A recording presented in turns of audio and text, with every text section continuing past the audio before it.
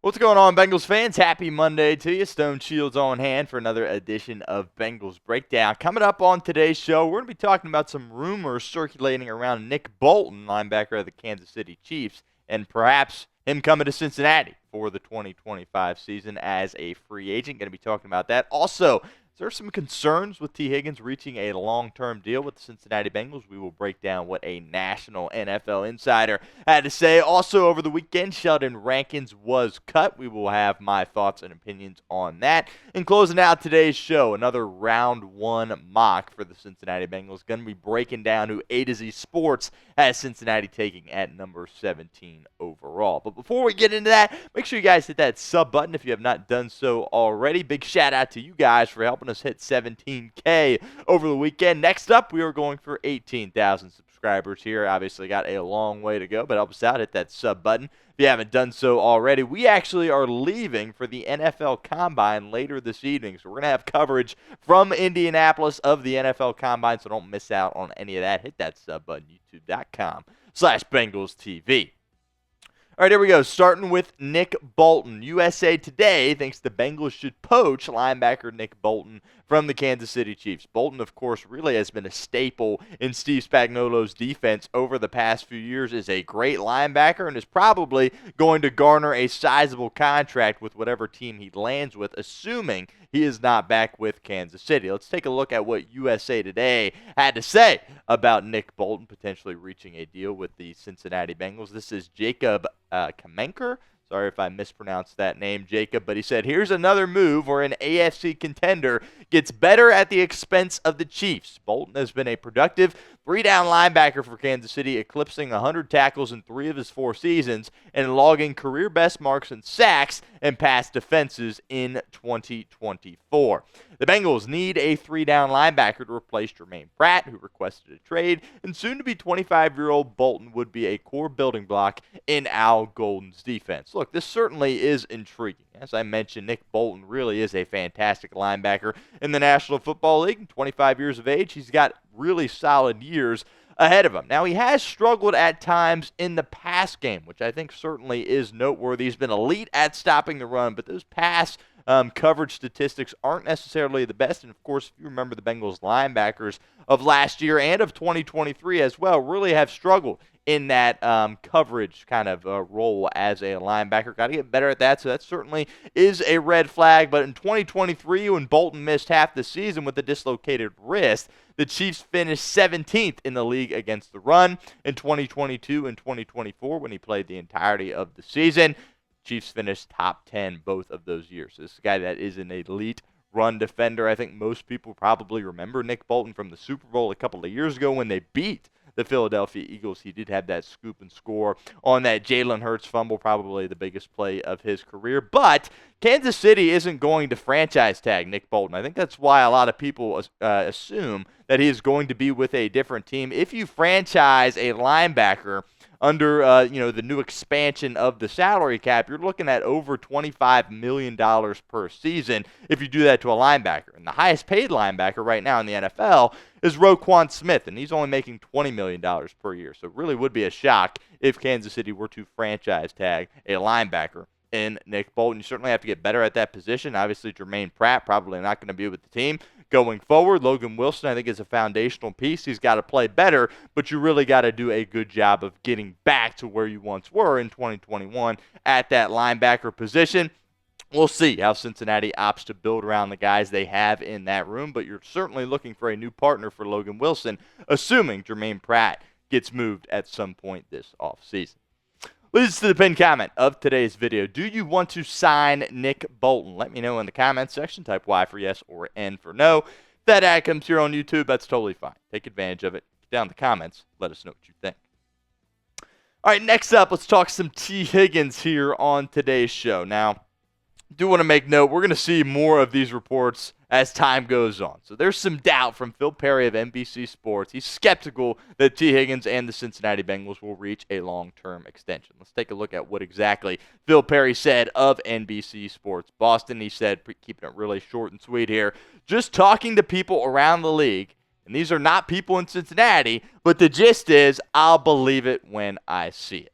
Now, look, I don't have a problem at all with these remarks, right? This is the Cincinnati Bengals we are talking about. This organization has been known to mess things up. There's really no reason that the media or, the fan base, anybody, should have confidence in the Cincinnati Bengals, because this is just what they do. We are talking about the Cincinnati Bengals after all. The longer this goes, the more you're going to hear stuff about this, right? I'm sure it's only going to blow up a little bit at the Combine this week, right?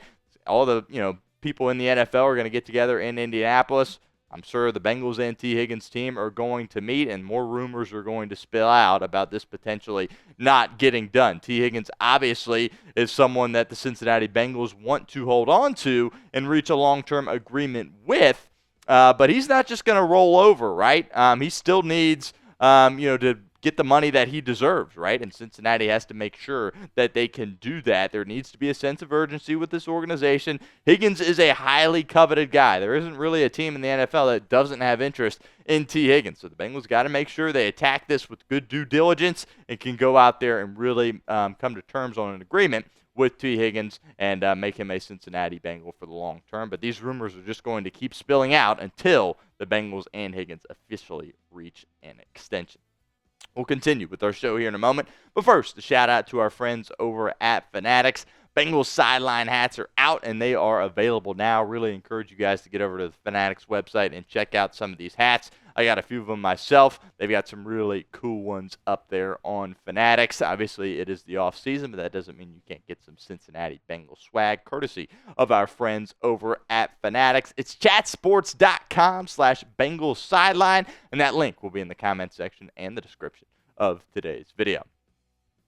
All right, up next, some Sheldon Rankins conversation here on Bengals Breakdown. Obviously, Rankins was cut on Friday. We had a short that came out on Friday for you guys. We want to spend a little bit more time talking in depth about the release of Sheldon Rankins. Really, his tenure in Cincinnati was a disaster, right? You brought him in, 2-year deal, hoping that he could really bolster the interior of your defensive line and provide some pass rush from the interior as well. And that ultimately did not end up happening with Sheldon Rankins. The move creates $9.6 million in salary cap space. It was a no-brainer. We've been saying for months that this was coming. It just was a matter of when Cincinnati was going to go through with the move, and ultimately over the weekend they decided to do so. He only played 7 games for Cincinnati. He was battling hamstring injuries early on in the season, then was kind of in and out of the lineup for a little bit. Taking a look at these numbers here, really didn't do anything at all. Then basically missed the second half of the season with an illness, and his team opted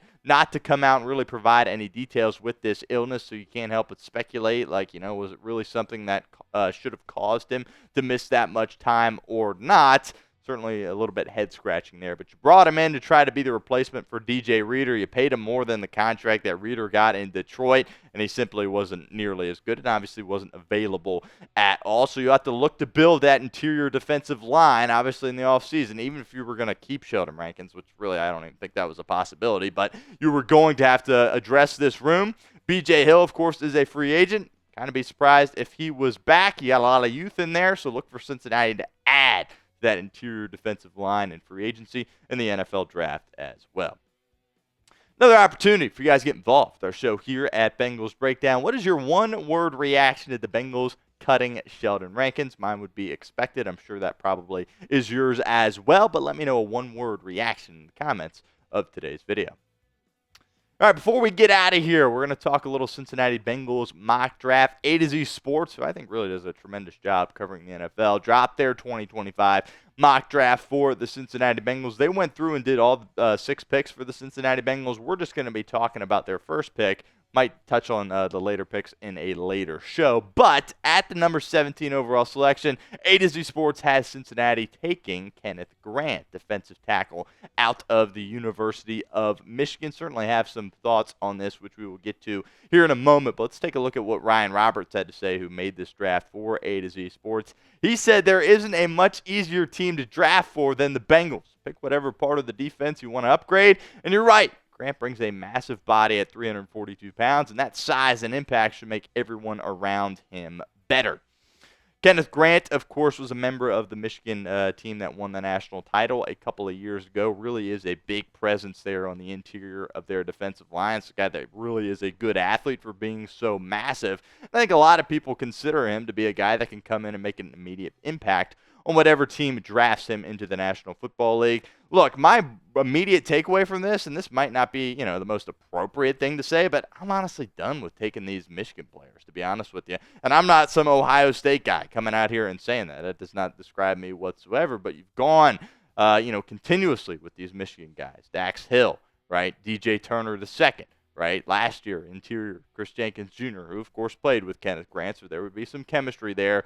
But your defense hasn't really gotten better, and you've taken all these Michigan guys at the top of your draft. Let's do something a little bit different. I would kind of move off this. Again, who knows, Kenneth Grant will be available there at number 17 overall, but he doesn't really get me too fired up bringing in another Michigan guy, to be honest. It just feels like Cincinnati has kind of been there, done that, with guys similar to Kenneth Grant, guys that went to Michigan. I'm just kind of over that. I'm ready to do something a little bit new and maybe target a different school.